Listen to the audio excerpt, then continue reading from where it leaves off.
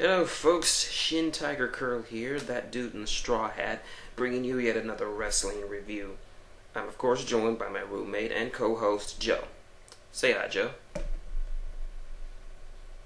He paid for Victory Road. Now, as you know, it's Thursday night and it's time for Impact. And as you know, if you've been living under a rock for the last couple of days or so, you know this has not been a very good week for TNA. There's the atrocious ending to the atrocious ending to Victory Road and Jeff Hardy's obvious still substance abuse problems. Hulk Hogan made some comments on his Twitter about how fans will be coming into TNA like a tsunami, and seeing as how what happened last Friday, that wasn't very good wording. So he apologized, but he apologized in such a way that he sounded like he was taking a shot at WWE, saying that we're not like, I'll do things straight up, brother. Not like some robots that's read from a script. Hogan, you are in no position to be taking shots at WWE right now. Get your house in order before you start taking shots at people. And to make matters worse, Daphne, who was recently fired, just is now suing TNA for refusing to pay medical bills from the injuries she incurred from taking a bump through barbed wire. Good luck to you, Zombie Hot. So, how is TNA gonna apologize or make up for what they did or didn't do at Victory Road? Well, got my notes. Let's get to it. Sting comes out with not just Hardy's belt, but a new redesigned TNA World title. And already I'm ecstatic. Everyone knows that shitty Optimus Prime Divas belt was crappy. So Sting gets in the ring and he calls out Hogan and Bischoff. And I'm not even sure what part of this was a shoot or whatever, but this was an excellent done promo by Sting, who basically says that he basically hands over Jeff Hardy's belt and says, "Look, here, this is all that's left of Jeff Hardy. You take him. It's done. I just ended his career." And Hogan, of course, nonchalantly throws the belt overboard. Yeah, real classy Hogan. Sting goes on to say how Hogan and Bischoff were enablers and how they ruined Jeff Hardy's career. And well, I have to say this. I will say this. There's a lot of fault that can be blamed, but it's part TNA for letting him go out like that, but it's part Jeff Hardy for ever getting in that kind of condition. So anyway, Hogan, being the self-serving jackass that he is, decides that he wants to go on about how Hardy failed Immortal because he couldn't live up to Hogan's standards. He couldn't be Hulk Hogan. So Hogan's whole promo just came off as self-serving and just him stroking his dick saying that he is professional wrestling, blah, blah, blah. I like Sting's promo. I hated Hogan's. Then Bully Ray comes out saying that if anyone deserves a #1 title shot against him, it's Bully Ray. And I have to question why. Now, don't get me wrong. Bully is a good heel. His heel work has been getting better and better with months, but he doesn't strike me as world champion material, seeing as how he lost a match last Sunday to Tommy Dreamer, a man who made his career off being the loser. When you lose to Tommy Dreamer, that kind of negates any claim you have of being a world champion. I digress. He goes on to suck Hogan's cock, saying that Sting was jealous of him and how he'll never be Hulk Hogan. Then Immortal comes out and we go to a commercial break. We come back. Immortal says, not Immortal, Fortune. I'm sorry. Fortune comes out and they say that they have Sting's back. And AJ gets into Bully's face. Then Anderson comes out and he is crazy pissed. He wants his rematch and he gets in Hogan's face, even calling him out by his real name, Terry or Terrence. As you know, Hogan's real name is Terry Bollea. So anyway, Bischoff decides to bottle all this frustration to make money. So, since the #1 contender match at Victory Road didn't have a winner, we'll have another #1 contender match between RVD Mr. Anderson, AJ Styles, and Bully Ray. One of these things is not like the other. One of these things just doesn't belong. Now, we move on to our first match of the night. It's a Knockouts title with an open invitational by Madison Rayne. And guess who comes back? Alyssa Flash. And Flash is a good statement because she gets jumped and she gets squashed in the middle of the ring. Mickie James comes out and wants a rematch at Lockdown, which is their next big pay-per-view.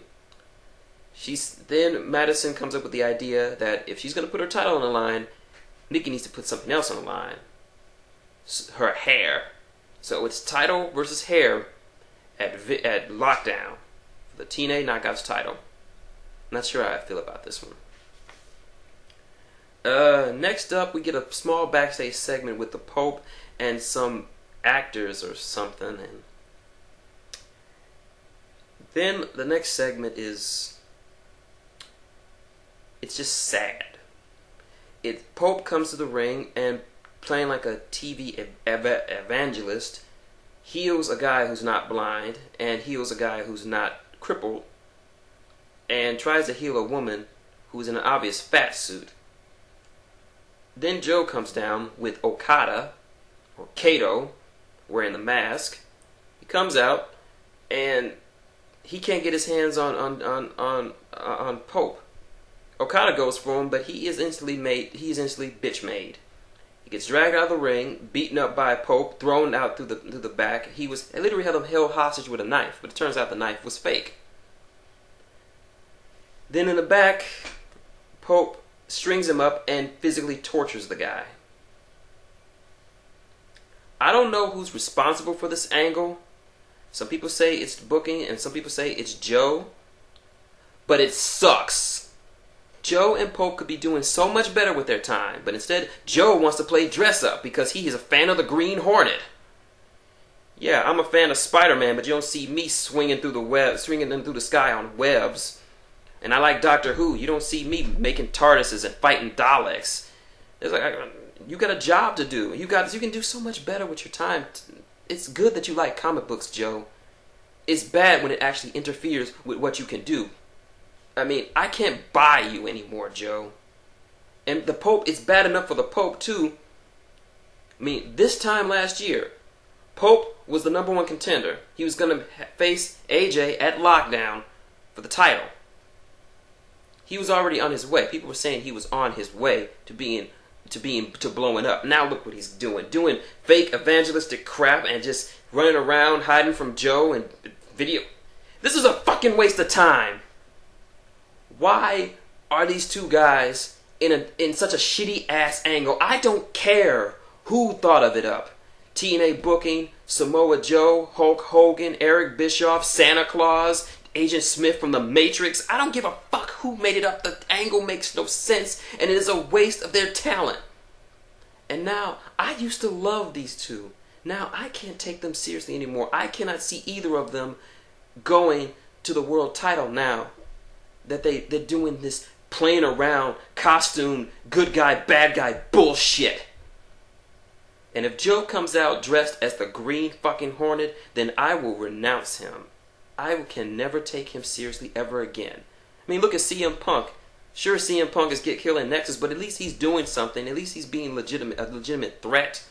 Look at Homicide. Homicide's back in ROH, and he's making a killing. He's going for the world title. What's Joe doing? Playing around with the Pope and his little sidekick. Bullshit. Next we get some backstage. Let me one more thing. While Okada was being tortured, it took Joe at least 5 minutes to find them. What does he have the same watch as TNA security? What the fuck? It's bullshit. Anyway, we get more Anderson RVD crap backstage. Then the Jarretts come out. They say that Jarrett says that he has nothing more to prove to Angle. He's already beaten him. He has married his wife, and he has stolen his kids. He has nothing more to prove. That he wants a truce. So Kurt comes out with a present, and he says, "You're right. I am not the man that you are. You are better than me in every way, so I'm bringing you a present. Karen and Jeff are suspicious at this point. So when he opens when he opens it, it reveals to be a nice black, red, white, and blue guitar. So they're celebrating, and then Kurt whacks him over the head with the guitar, and Karen tries to go for a low blow, but it's not working. So he reveals that he's wearing a cup, and he throws it to Karen. And then he cuts a promo saying, "Look, I'm sick and tired of this bullshit. You and me, Kurt. You and me, Jeff. We're gonna finish it at lockdown because I'm crazy. It's real. It's damn real." And he leaves Jeff bleeding in the ring and Karen crying. Let me mind you that at this point, it's been a full hour of TNA. This is at the 1 hour mark. And we've only had one match, and it was a squash match. I fucking hate you, TNA. Well, next up, we get our next actual match. The Freak Rob Terry versus Gunner and Murphy in a triple threat for the vacant TNA TV title. Of course, it didn't matter who was going to win. Immortal was just going to get that belt. It's kind of redundant. Immortal wrestling Immortal for a belt that Immortal already had. For power, they already have. Well, the match was horribly short, but I will say this. Gunner actually looked pretty good in this match. He showed some signs of life, and he actually won. So Gunner is your new TV champion. Not that it matters, since that belt hasn't been defended so long. No one really cares. Backstage, Karen calls the cops on Kurt. The cops come and they try to take a statement from Jeff and Karen, but Karen is hysterical and Jeff is crazy, so they take Karen downtown, and nothing else comes of it. Next up, Supermex and the cousins Rosita and Sarita versus Matt Morgan and the Beautiful People, made up of Angelina Love and Winter. But before the match, Supermex decides to grace us with a promo. I don't like Supermex on a mic. I like him because he's from my hometown of Houston, Texas, but when he's on the mic, it's just terrible. And this whole Latino pride thing, it's played out. It was good when Conan did it. I mean, because Conan played it up very well, but when Hernandez does it, it doesn't look so good. I mean, how does this whole Latino pride thing help when you're taking orders from the man, from the honky in charge, Bischoff and Hogan? That doesn't make you look any good, Hernandez. And it's a street fight, an intergender street fight, which is one of the worst street fights I've ever seen. It wasn't very good. It was more like just there. It was, and anyway, Winner hits a move. She wins. Then that same fan that interrupted from Sunday jumps in the ring, tries to beat down Matt Morgan, but Morgan shrugs it off. Another waste of time. Alright, come to the match. Anderson, AJ, Bully, and RVD. Now, I will say this was probably the best match on the card. It was very well done. Everyone had their own little spots. It was very enjoyable. The end, however, is what I have issue with. And Joe has issue with it too.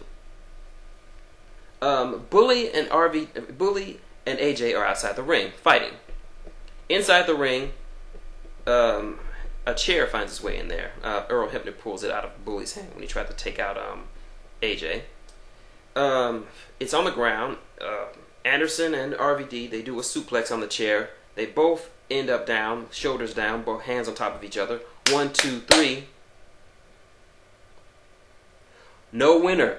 And just when it looks like Earl Hebner's about to announce who won, Bully just hits him in the face. And as well as Jeremy Borash. So let me get this right. In response to a number one contenders match that had no winner, we now have another number one contenders match that had no winner.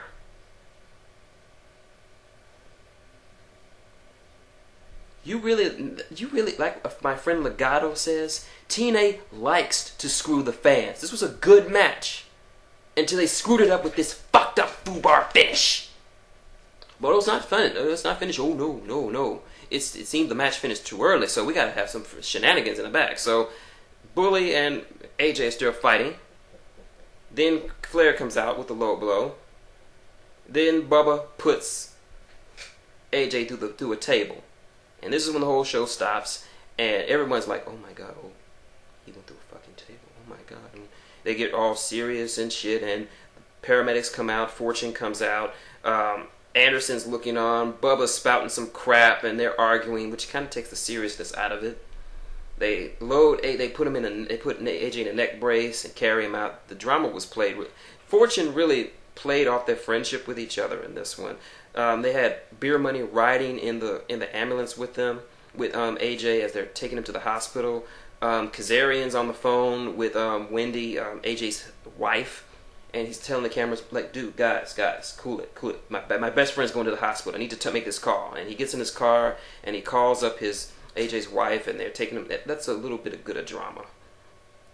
So then the show ends. My verdict.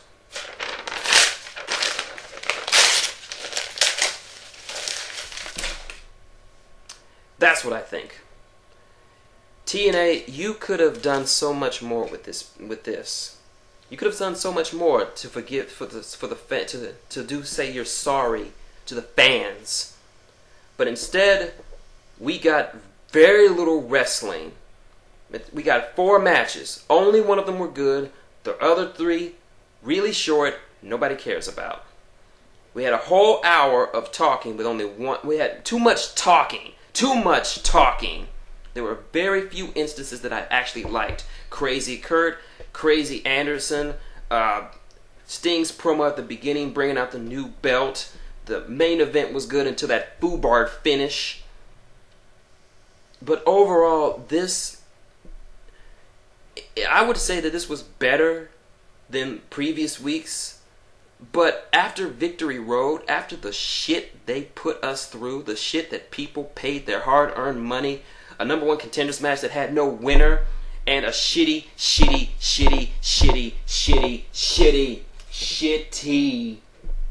title match where one of the guys was high off his ass and the other one was pissed off that he had to work with this guy. You give us this Impact? You could have done so much. You could have just had straight, solid wrestling to say, we're sorry, we fucked up. No, you screw the fans over yet again with this shitty booking, angles that don't make sense, wrestlers getting misused and other wrestlers getting pushes when they don't deserve it. A bunch of matches no one wanted to see, title matches that no one wanted to see. And I think this is why Jeff Hardy got high, because he couldn't take this shit. Honestly, if I was in that company, I would be high 24/7. I would be smoking weed, snorting cocaine, injecting myself with heroin, popping pills, drinking booze, because the whole booking is just so terrible. But on the plus side, everyone who paid to watch Victory Road gets 300 hours of TNA On Demand for free. And that is a good deal, because On Demand has a lot of old school matches from TNA's glorious past to watch. Like matches like the Ultimate X matches, Joe versus Daniels versus AJ at I forgot what it was, but it was awesome. Just a whole bunch of awesome matches that you can go back and relive and think, wow, what happened to TNA? This is awesome. Why come they can't do this anymore? I want to see these kind of matches. I don't want to see these bullshit storylines. Sorry for covering you, Joe. But yeah, that's my advice. But this is my verdict. This was a bad Impact to follow Victory Road. This was a shitty apology to the fans, if it was at all. But I've ranted enough. Now, if you'll excuse me to wipe out the memory of that event, I'm going to go into the bathroom with a pair of pliers. Well, hold on. These pair of pliers. I'm going to go in the bathroom, and I'm going to take out my wisdom teeth. No Novocaine at all. I'm just going to take it out and hope the mind-numbing pain and the blood loss will help me erase everything that I saw TNA do tonight and this week. This is just a bad week to be a fan of TNA. If you'll excuse me. I'm shintigercurl. I'm that dude in a straw hat. And Joe saying good night. And I'm gonna go do some pain.